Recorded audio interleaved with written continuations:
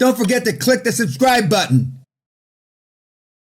Because I told them just because they say they're not for sale, you don't ask, you don't get. So I was number two. I'm going to chasing him down the street, the paparazzi, and his whole life is changed. And he exited part of his deal, and he pulled out tens of millions. So because he's building a chateau in Lake fucking Alpha or some shit, and so he actually took a little off the table, took some chips off the table. The board, the only guy that's still on the board is the chairman, and the two equity guys he's taken out, so he doesn't have any equity guys there anymore. And he's, Forbes said he was, I don't know how, the richest guy in Hungary. Not the richest, but I mean one of the richest guys in Hungary. And he's just a guy. I mean, just a regular fucking guy. Not dissimilar to some of you in this room. I mean, he can. Now they tell me he speaks better in Hungarian. He'd have to speak up better. Because you heard the way he talks. And the guys were all over him at the seminar, just as they are all over the other stars that come back. Okay, but that's why he needed to get money. I told him to do, like I tell everybody, the same way. And questions, comments about Peter? Yes, sir. If they have to get the buildings with the hospitals, how is he making good deals then? You're saying with hospitals you have to take the building with the deal? No, because the group of doctors that own the hospitals want out. They're not going to just sell you the practices. So you need money, and he not for because $2 million didn't cover all the hospital equity, but the bank would not finance the hospitals unless somebody, and he's taken out all the doctors, he's buying out all the doctors, unless somebody had money in the deal. So he got two equity investors as apart. When he bought his first hospital and his third hospital, or when they came in, now he's got almost 500 doctors, and he says, you ask 10 doctors their opinion, you get 50 answers. He said he used to have office hours from 8 to 10 in the morning on Tuesday and Thursday. He'd get there at 7:30, there'd be 50 doctors in line to talk to him, complaining this and that, we need more of this, more of that. And of course, now he's got a couple of big-time hospital administrators. He's got 200 or 300 nurses in addition to all the doctors. But I told him, and he said, you were right, Mr. Peña. I mean, managing doctors is like trying to manage cats. Because almost all doctors have Jesus Christ syndrome. They think they're Jesus Christ. And he's got a lot of surgeons, and he's the second in fertilization place where you go when you can't get pregnant in Europe. And he was explaining to me, that's big fucking money. When people can't have a kid, they pay through the motherfucking nose. I mean, big money. Big money. I mean, questions? So he took his first money off the table last year. He came to the seminar initially in 2016. He came back to the seminar in 2018. And now he's buying hospitals in Italy, Spain, the Netherlands, and someplace else. And he ultimately wants to go to the United States. Yep. Yeah. When that, he had 67%, 67%. 67. And these guys, when they saw, that how much money accrued to him, and that's normally they get upset's not the right word. Jealous is a better word. But all these guys that are on his board, were on his first board, are all world renowned, and they're not broke, but they're now worth tens of millions. One of the directors worth 2-3 million. But he did all this, in a couple of years. A couple of years. But hospitals are harder because the equity portion. Because the buildings, they're not going to sell, or the bank won't finance if and in this particular case, the first hospital, the seller didn't want any seller's finance. He could have done that if he had some seller's finance, but the guy just said no. He wasted 7 months on the guy, and I told Peter, the guy's jerking you around. He's using you to beat up the price someplace else. And one of the things you're going to find out, and until it happens to you, you won't believe it. They use you as a stalking horse. They use you to beat up the price from other potential buyers. They use you to figure out how much their assets are worth for their estate planning. They use you, and they have no intention. Now, I can smell it in a fucking heartbeat. But you'll be so fucking desperate that somebody's talking to you. And they use you. And 50% at least of the people that say they got another buyer are lying cocksuckers. There is no such a person. And so that's tough. And even your board of directors won't understand that because they haven't been fucked around. They've been in some high, pearly, tower someplace. And now, when he was back at the seminar, and I think it's cute to see. He's toughened up a little, but he's still a softie. But if you don't toughen up, they'll take it away from you. Yes, sir, in the back. I thought the board is going to have a bit of M&A experience, so they would. Not a bit. I mean, these guys got to have hundreds of transactions. So would they not have seen the people wasting time before? They've normally been separated from them. They're not down there across the table. Some of these directors haven't been in the line. That's a good point for a different reason. They haven't been in the trench battle, looking across the trenches, went back in the Battle of the Somme, looking across at the Hermans over there, and the Hermans looking back at you in 25 years. They haven't been in the trenches.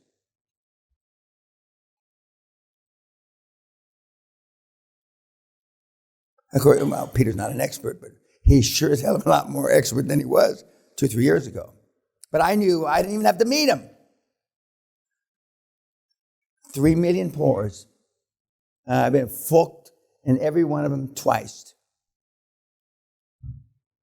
You got to come up with a new methodology to fuck me in a way I don't know. And I'm in for a lot of different positions. I'm into that kind of shit. But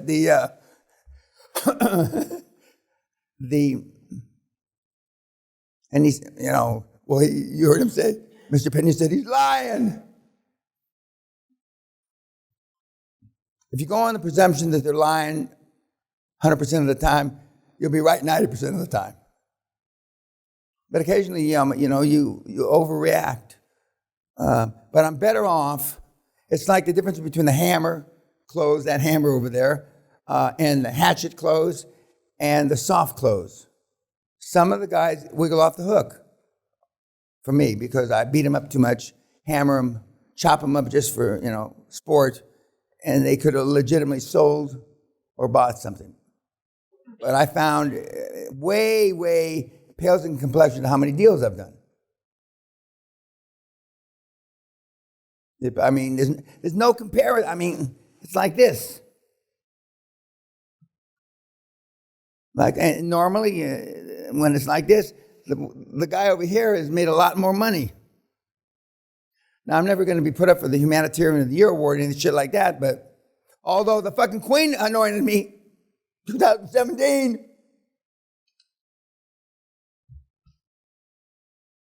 So they got to be worse guy, and they didn't do anything for Andrew Carnegie. So I guess I'm not as bad as Carnegie was. Yeah, but I mean, he's just a regular guy. He's no, powerhouse, because he is a regular guy. He's, like he says, I'm just a Hungarian Forrest Gump. And that's why we keep Forrest's picture up there, right next to me. We've got people that are slower than Forrest was. But I mean, and I'm not exaggerating, but they're, I don't know if any of you have worked with Down syndrome people. You give them a job and you have to tell them to go home. They'll work 12, 14, 18, 25, 45 hours straight. You got to tell them to go home. Time to go home, Bobby. When? Now, Bobby. Time to put down the phone, Bobby. Why? No, remember, Bobby, no why. How? I'm not lying to you. Now, you're thick for a different reason. You're not,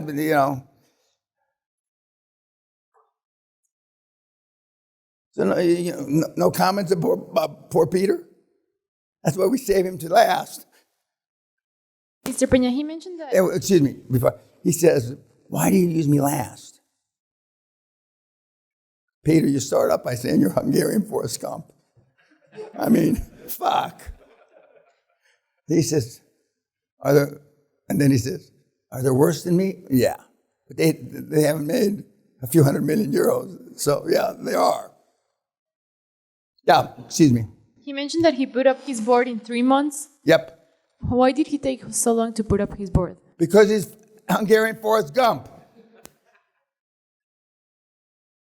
Now, I'm sure somebody with a silver spoon in their mouth that looks like you ought to do it quicker than 3 months.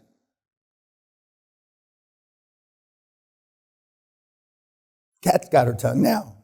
Or the Burka bitch. He's a good guy. He really is. Good guy. And now he's about these cars you kids think that are good. And I remember on our son's 30th birthday, I gave him my AC Cobra. I had a handmade AC Cobra. Our kids are spoiled. And just, it's not, even though they're doing very, very well, they don't have the same hunger. The same hunger. Don't you have a question about Peter? Come on. He's got 2 degrees, for those of you that make you feel better. He's got a bachelor's and a master's in one statistics and one something else. And he was making $30,000 a year. Which I believe is no money. I could be wrong about that, but I believe it's no money. Is it no money? Yeah, it's no money, right? I think welfare in this country is more than that. Right? Oh, so there was somebody had their hand? Yes, sir, in the back. Huh?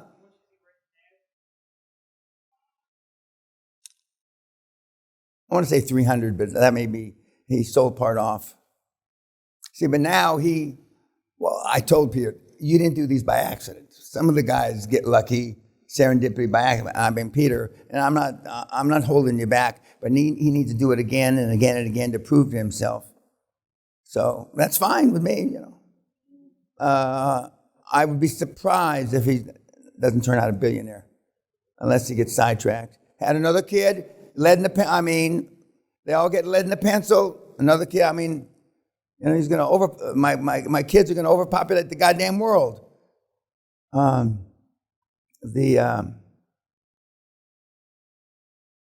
Somebody's hand. Yes, sir, in the back. What were the best habits he had for stopping himself being a cunt? He listened to me a lot. Now, he said that I yelled at him every time I talked to him. But that my default's yelling, so I can't, that's not a real benchmark. And no matter what you do is not good enough. That I agree with what he said. No matter what anybody in this room is going to do in the next 60, 90, 180 days, it will not be good enough. And selfishly, and it sounds braggadocious, I measure against what I can do or what I've done. So I know what's possible. And I also know what Marcus did. And Marcus is very similar to myself. And although Thomas isn't similar to myself, his results are similar. Thomas is on the soft end. And Marcus is on, don't leave him any fucking bone, you know. Hitler came from the same little farm where he came from, you know. When they took over Austria, nobody fired a shot. When Adolf came rolling through the streets, nobody fired a shot, which I find not amusing, but when they try to disclaim that Hitler belonged to Austria, you know. Did you have your hand up? Yes, sir, over there. Now, you're one of the victors, right? Hi. Okay. How is he making acquisitions in other countries without the language? Is it just external partners? No, he's from Hungary. But he said he's buying hospitals in France, Netherlands, Italy. He'll have different boards. And the universal language in Europe is English. That's, now, from the level of the bankers that greet you when you go to, do high street business, to the senior bankers, English is the universal language, no matter where. They speak English. So he'll have no problem. And his English is brushed up a little and he has trouble translating certain things. He can't translate fast enough. But he's moving on because he's been so successful. And I believe the biggest system that he won't be able to buy is because it's partially government owned, and the government's not interested in selling. But when the government, if the NHS ever goes private, like they've been threatening here in the UK, every QLA bot in the world that's interested in healthcare ought to move here. They will be doing deals for 1,000 years here. That's how many fucking assets the NHS has to sell off. Every single one can move here and clean up. Because the NHS, has just gobs of stuff. Anything else about Peter? Now, you've heard them all.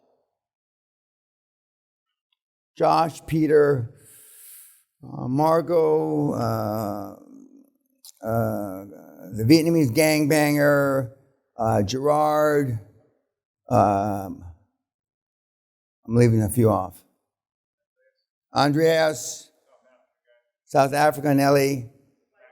What? The Viking bitch. Who? Yeah. Okay. I'm going to say, who relates to Marcus? Good, don't lie. Okay. Marcus is the German tall guy. The guy that's, that won't leave you any meat on the bone. He doesn't leave you the bone. Okay. Anelli. The Viking bitch.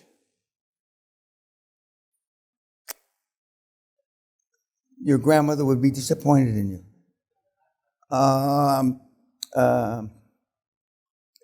Peter. A lot more of you ought to be raising your goddamn hand. That's who else? Andreas. No, your wannabes there. Okay. Who have I left off? Gerard. And then who else? Is that all of them? Who? Roberto. Half-breed, that's okay. I'm going to tell them how biased and racist you were. But we cover the gamut. We could have loaded it. Well, I only have 2 or 3 more alpha male types, so we couldn't have loaded it up too much that end. But they did I say Thomas? Thomas?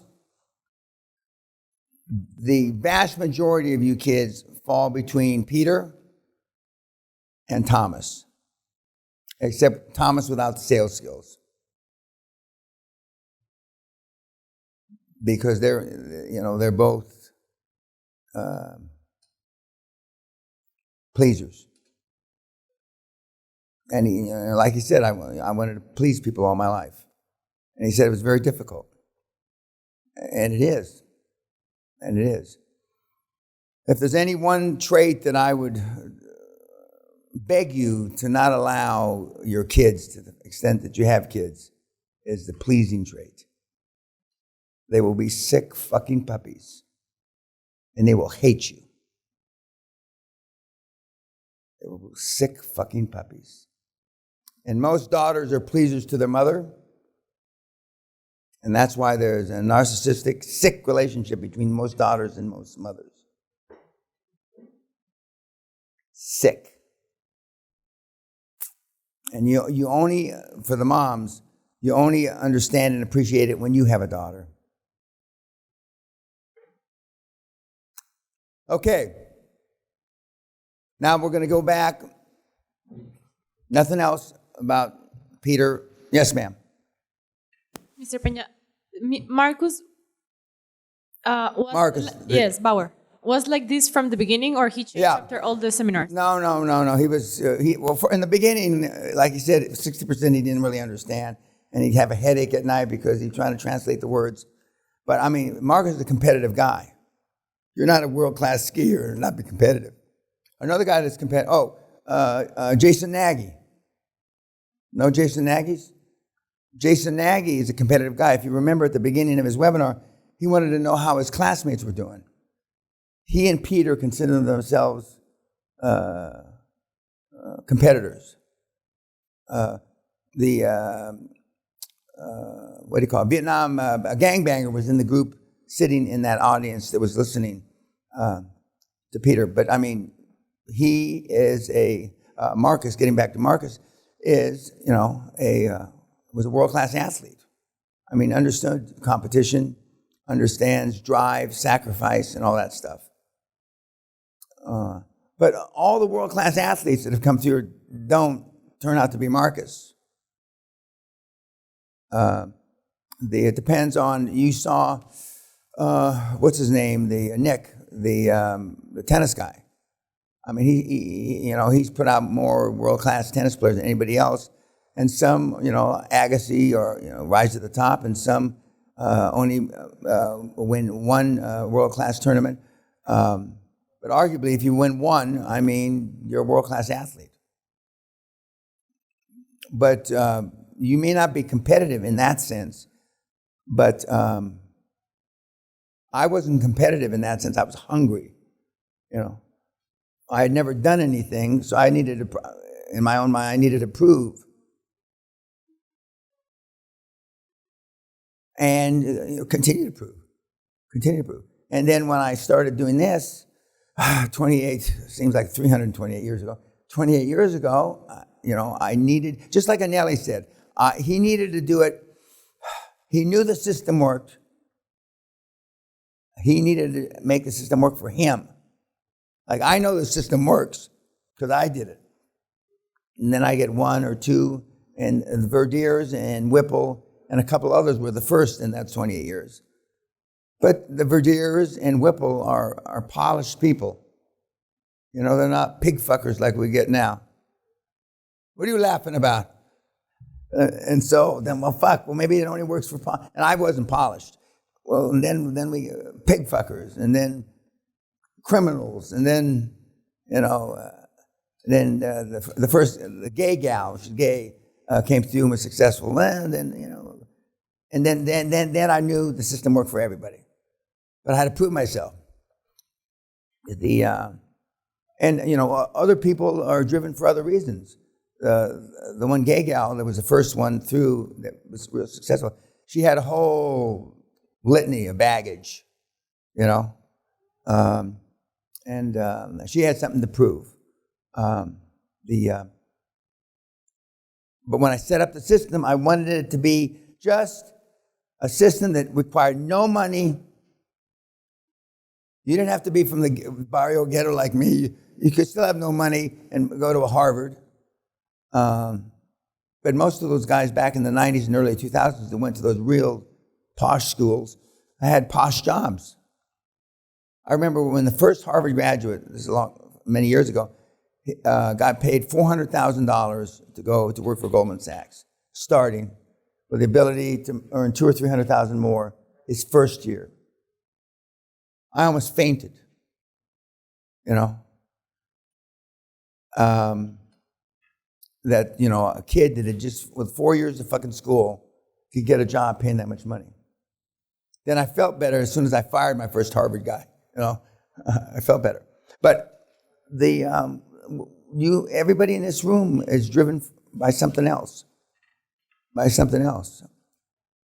But I don't care what the driver is. And I used to try to, in early years, I tried to figure out the driver so I could push you in that direction. But sometimes the reason why you're driven is not so obvious. It's not so obvious. Like in my case, my kids are driven by me being successful, and I've got big shoes to fill. In my personal case, I wasn't athletic. My dad was a super athlete. Plus, you know, it was a big time professional assassin for the government, and short of killing people, which I have no problem doing that. I wouldn't mind killing people if I was making money for it. Like I could be a hit guy.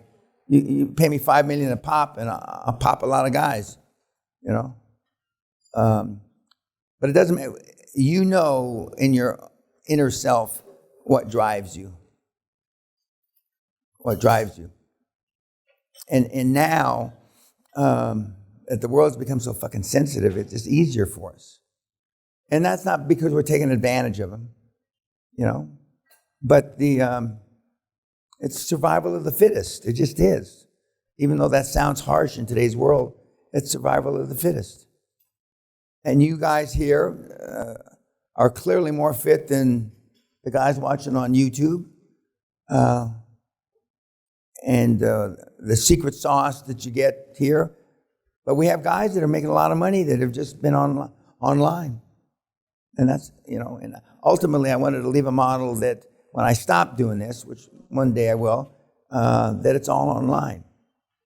It's all online. And if my TV show, Cat, you know, comes to fruition, the film industry is retarded. I mean, they're so fucking slow.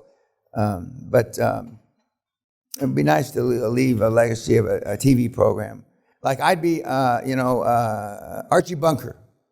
For those of you that are old enough to remember Archie Bunker. Hey, Meathead! And that's exactly where I got Meathead from. He used to call his son-in-law, Meathead! Okay, as my crack staff pours the coffee, we'll move on. Okay. How to make the banker get hot and excited over your doofus little deal. I used to ask the question and let you answer, but it takes too fucking long. So I'm going to answer the questions, okay? Okay. 2 minutes? Yeah, no, they don't need to see this, yeah. This is the secret sauce we're not showing you. This is YouTube. And I'll get some smart-ass remarks, maybe even a death threat or two. Okay.